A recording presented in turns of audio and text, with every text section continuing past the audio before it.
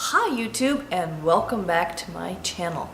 So since my last update, the last update I had finished going through therapy and getting the approval that I needed in order to move forward with gender transition. So it took a while, but I finally had my appointment with an endocrinologist. That was yesterday, and he went ahead and wrote me the prescription for testosterone. So yay!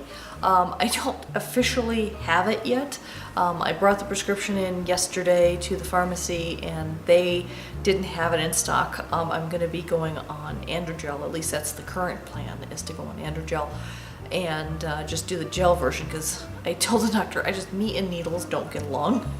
And I've been poked so much for various blood work this year already, and I'm like, I would like to avoid the injections if all possible. Just ugh.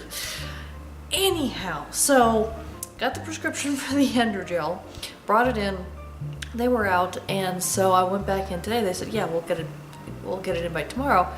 And of course, you know, first hiccup so far is that the insurance is requiring a prior authorization from the doctor. So had to call the doctor's office and they had to do whatever it is, and so now I've got to wait until the insurance approves this, assuming they do. If they don't, it's like $800 for a 1 month supply for this stuff. I'm like, okay, well that's not gonna work. So I guess if they don't approve that, would they approve the injections? You know, I don't know. It's, you know, and I'm a little annoyed because I have another medical procedure coming up and I had another prescription for that, and it's a common procedure, and you know, sorry if this is TMI, but I'm going in for a colonoscopy. You know, it's something you do when you're middle-aged. And my doctor prescribed something called Suprep to prepare myself for the colonoscopy, and the insurance outright denied it. So I have to go with, there's a different method to prepare for colonoscopies, and I'm going to do the over-the-counter one instead. And apparently the doctor that's performing it prefers the prescription version, but my insurance just flat out will not pay for it. Now, and I'm, like I said, I'm really annoyed by this because I'm paying for silver level insurance right now. I don't have a job, so I have to go on the exchange for insurance, and I upgraded from bronze to silver this year so that I could get more coverage and more services. And you know, something as simple as a preparation for colonoscopy, and I think the out-of-pocket cost for that is $100, which isn't ridiculous, but you know, it's still a lot of money, and the insurance wouldn't cover that. Now, that makes me worry about the androgel because out-of-pocket cost for that is $800, and will they cover it? I don't know. So that's up in the air right now. If that doesn't work, I know there's a subdermal thing, but this doctor doesn't do subdermal, so another option is a patch, or I have to just bite the bullet and try and do the injections, assuming that the insurance will cover the injections. So, you know, it's been a smooth ride for me so far until I hit the insurance bump. And that was the one thing I was actually worried about, was that the insurance was going to be not cooperative on this. And so there's that. So I've got the prescription, I've got a doctor who's approved, I've got a therapist who's approved it, you know, everything else, I have all my other ducks in a row except for this. So we'll see how that goes. So as soon as I get my hands on the testosterone, then you know, I can move forward and things.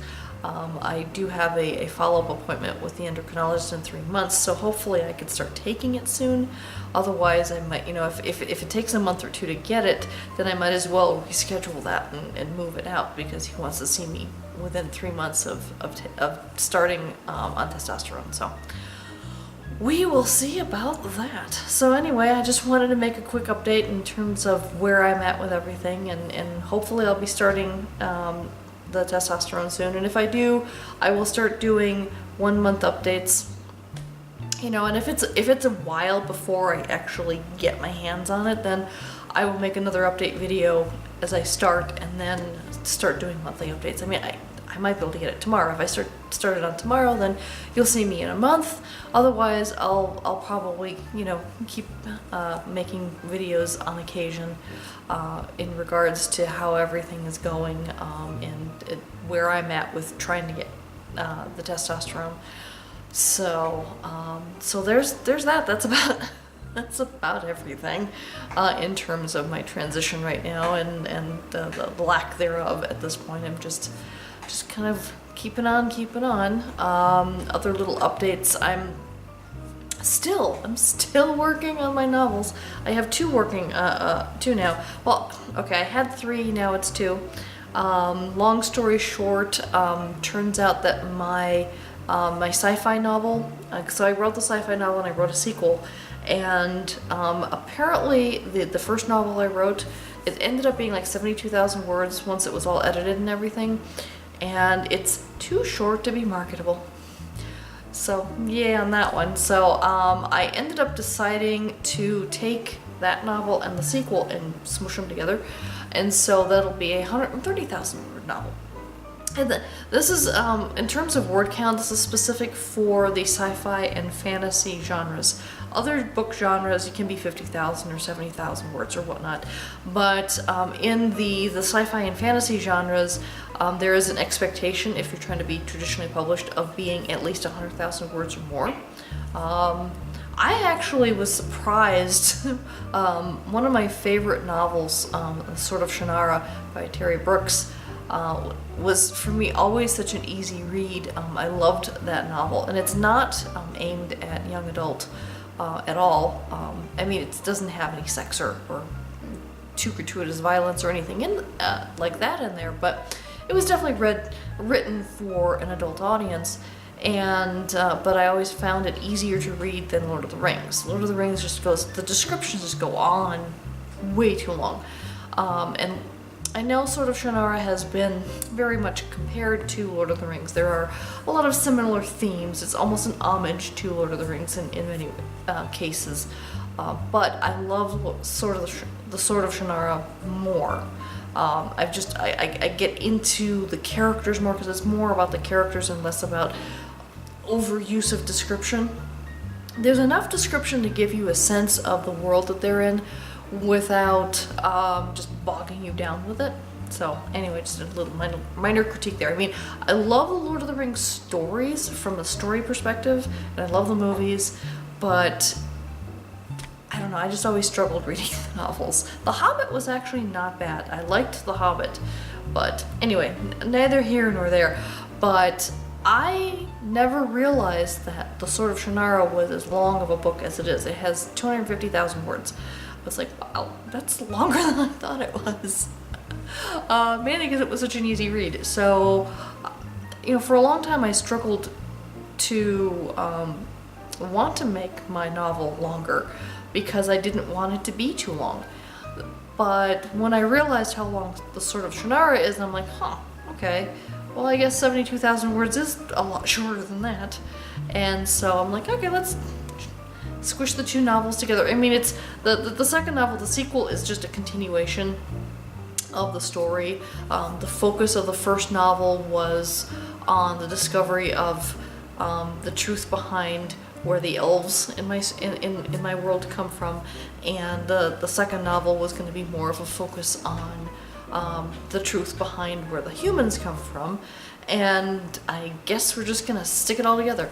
So originally the two novels were gonna be The Artifact of the Dawn and The Artifact of the Forgotten. And by sticking them together now, I've decided to retitle since it's a single novel, The Artifacts of Truth. Because that's ultimately what the artifacts that they come across lead them to, is discovering the truth of the origin of their people and where they come from and how they got there and all of that stuff. So it really isn't going to be too much work for me to mesh them together, since I did really write the second one as a continuing story. The only thing that I did do, I was very cognizant of while I wrote the second novel, was like, hey, what if someone grabs and picks up the second novel without ever having read the first one, or they read the first one and then they take a long time before they read the second one. So I sprinkled some information throughout the second novel to kind of throw back to the original novel, to the first one, in terms of explaining things about the elves and all the stuff that they discovered in the first novel, just to kind of little reminders, or for people who hadn't read the first novel at all, just so they have some idea of what the heck is going on. And so all of that is going to be redundant if they're sticking it all into a single novel, so I'm tearing all that stuff out and then kind of massaging it and reworking it so that they kind of blend together kind of seamlessly, and it becomes a single novel without it seeming like an abrupt stop and then the start of another one. It's like, no, it's gonna flow together better. So that's what I'm working on right now. In the meantime, the other novel that I have is a gay romance that I had been planning to write for a while. And I may or may not have mentioned this in the past, but yes, I've got that going. And it's already, so I finished writing it a while ago.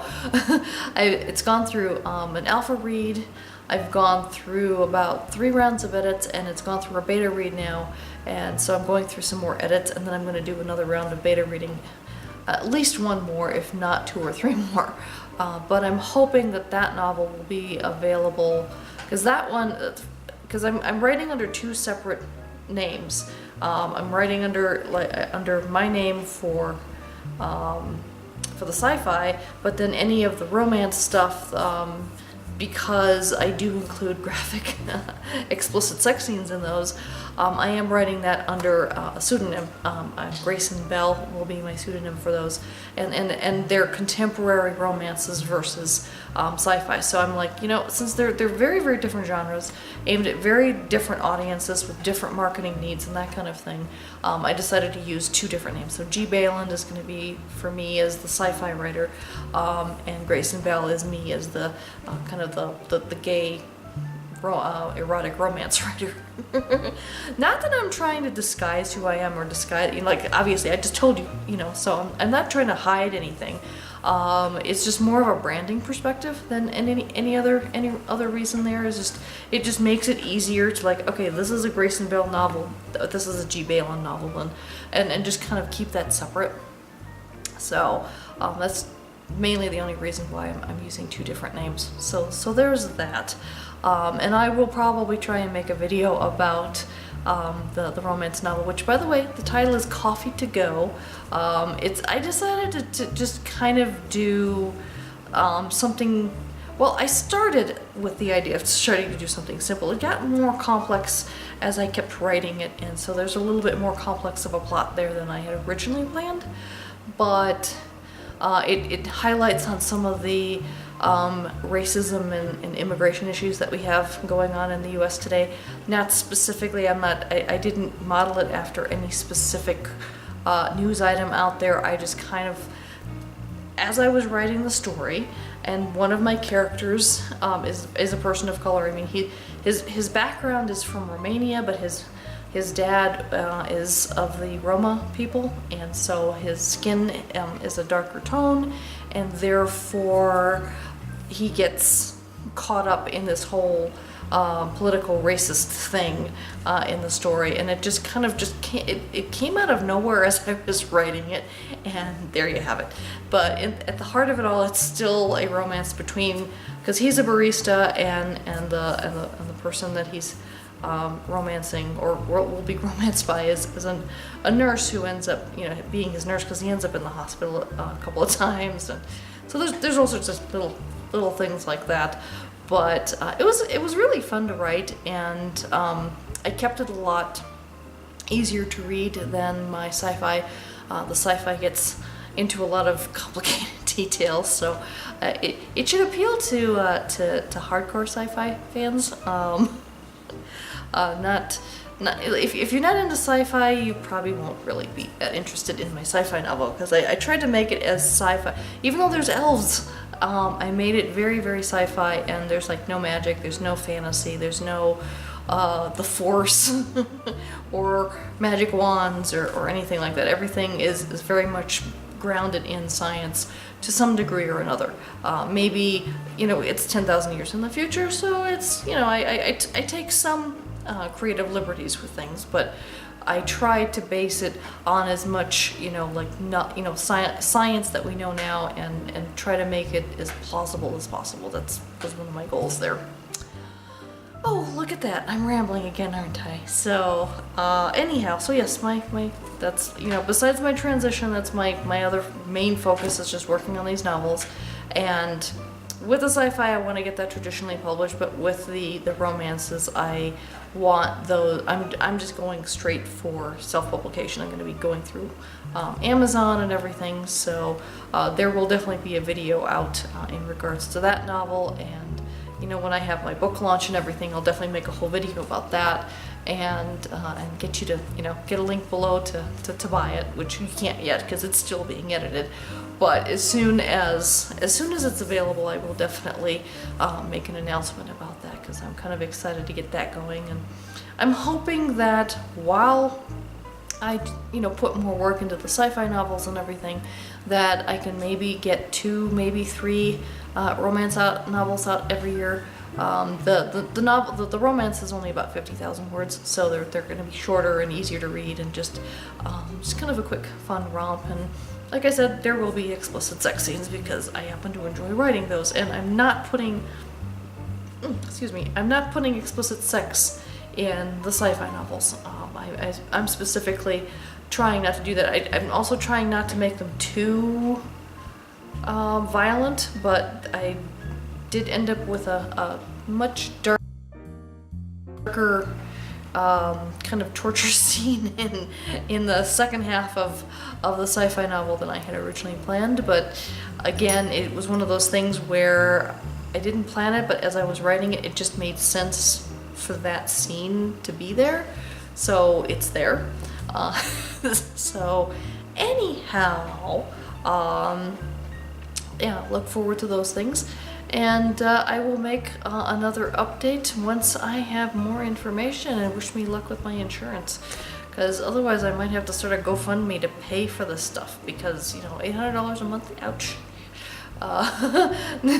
That's gonna be a last-ditch effort, let's put it that way. I'm gonna follow a lot of other options first before I do that, so don't look for a GoFundMe for me right now. I'm gonna try and get that. I'm paying almost $700 a month already for my health insurance. I shouldn't have to spend $800 a month because they're not covering something that's been prescribed to me by a doctor. That's just wrong on so many levels. But that's another rant for another time. Thanks for joining me. Until next time, take care. Bye-bye.